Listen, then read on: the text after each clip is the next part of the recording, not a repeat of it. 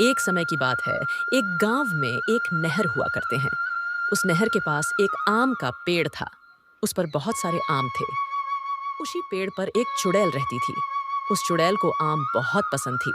वो पूरी सर्दी इंतजार करती थी कि कब गर्मी आए और उसे आम खाने मिले। इस साल भी चुड़ैल को गर्मी का बेसब्री से इंतजार था। जैसे ही गर्मी आती है, वैसे ही पेड़ पर आम लगने शुरू हो जाते हैं। वो चुड़ैल खुशी से झूम उठती है। चुड़ैल बड़ी खुश होती है कि उसे जल्दी आम खाने को मिलेंगे।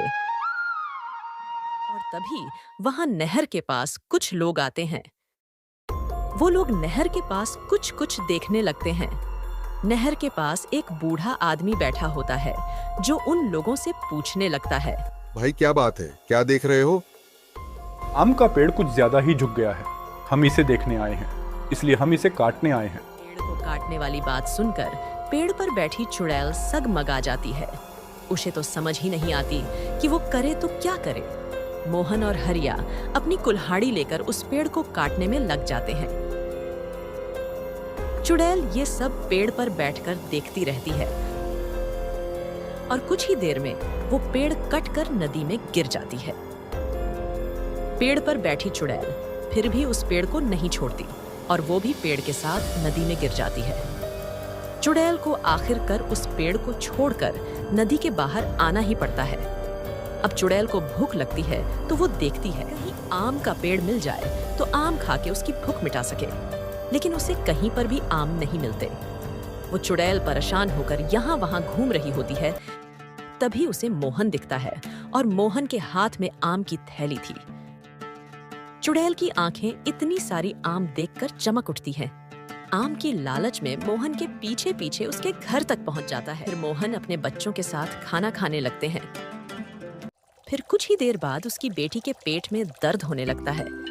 उसकी पेट दर्द के चक्कर में सबका ध्यान आम से हट जाता है।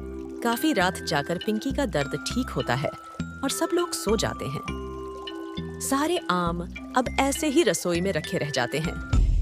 सबके सोने के बाद अब चुड़ैल वहां पर आती है और आम देखकर खुशी से पागल हो जाती है।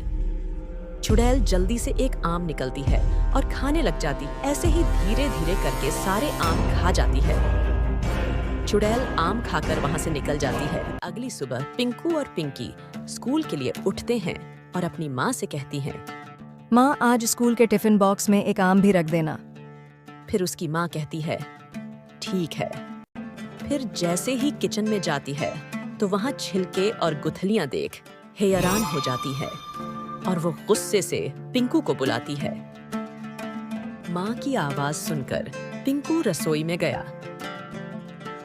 फिर पिंकू की माँ पिंकू से कहती है, हम तुमने ही खाया है ना पिंकू?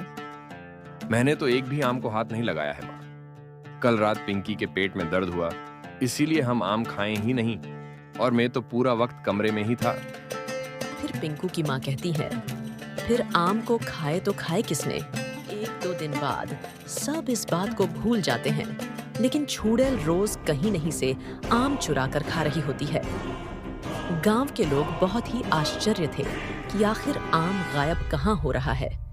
फिर एक दिन गांव के कुछ औरतें उसी बात पर बात करते रहते हैं। वैसे ही चुड़ैल रोज सभी के घर से आम खाती ही रहती है।